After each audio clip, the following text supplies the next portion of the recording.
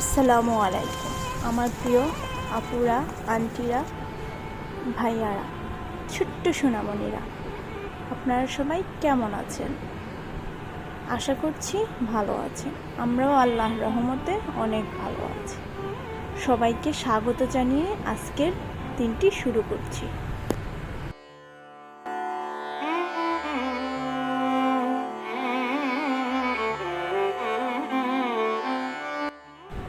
গত রাতের কিছু লেফট ওভার রাইস ছিল, সেগুলো দিয়ে সকালে কাজটা চালিয়ে নিলাম। নুডলসের যে মশলাগুলো থাকে সেগুলো একটা দিয়েছিলাম, বেশ মজা লেগেছিল।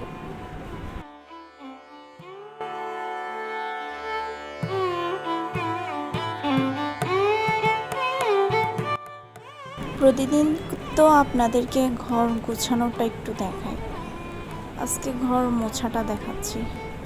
আমি প্রথমে পানিতে একটু ডিটারজেন্ট পাউডার দিয়ে নেই, তারপর ঘরটা হাত দিয়ে মুছি।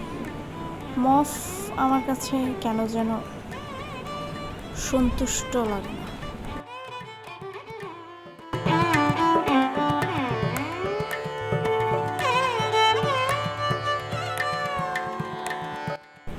আজকে দুপুরের রান্নায় গরুর মাংস রান্না করব। একটু বেশি পরিমাণে নিয়েছি। কালকে ছেলের আর আপনাদের ভাইয়া ব্যাংক বন্ধ, মহরমের বন্ধ সম্ভবত, তাই যেন কালকের দুপুরটাও একটু চালিয়ে নিতে পারি। আর একটা তরকারি করব কালকে।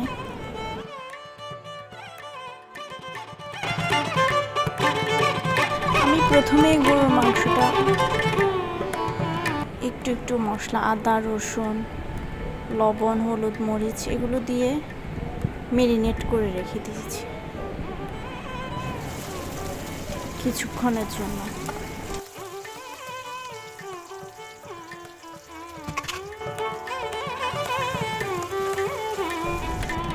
তারপর পেঁয়াজ কেটে নিচ্ছি।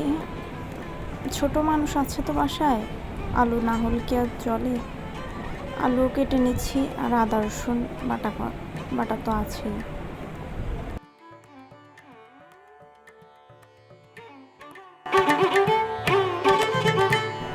তারপর চুলায় পাতিল বসিয়ে পেঁয়াজ, রসুন, আদা, মশলা, গরম মশলা সব পরিমাণ মতো দিয়ে কষিয়ে নিচ্ছি, একটু ভালো করে কষিয়ে নিচ্ছি।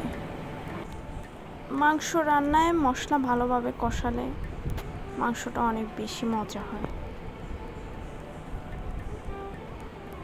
এটা তো আপনারা সবাই জানেন।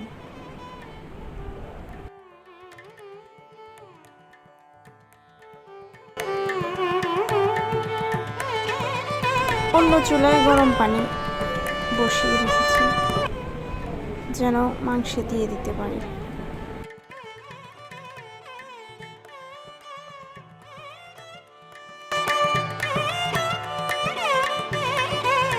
আমার প্রিয় আপুরা, আন্টিরা, ভাইয়ারা, আপনাদের কাছে আমার ভিডিওটা কোনো অংশ এতটুকু ভালো লাগলে আমাকে সাবস্ক্রাইব করে আপনাদের পাশে থাকার সুযোগ করে দেবেন।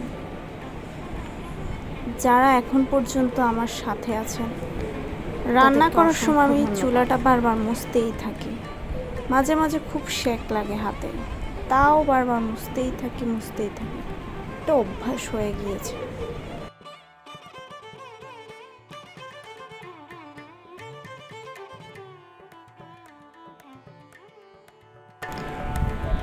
মশলাটা ভালোভাবে কষিয়ে এবার ম্যারিনেট করা মাংসগুলো দিয়ে দিলাম।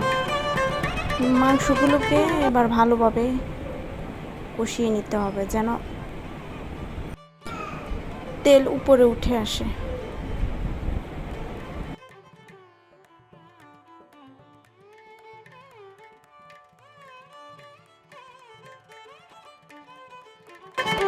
মাংস কষানোর সময় ঢাকনাটা দিয়ে নেব যেন ভালোভাবে কষানো যায়।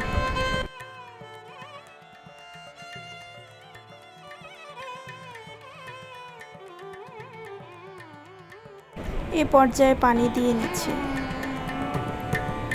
মাংস প্রায় কষানো হয়ে গিয়েছে।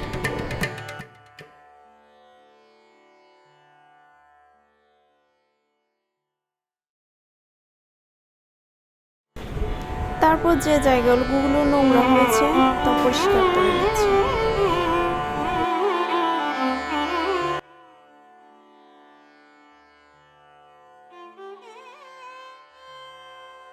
প্রতিদিনের মতো ছেলেকে স্কুল থেকে আনার জন্য বেরিয়ে পড়লাম।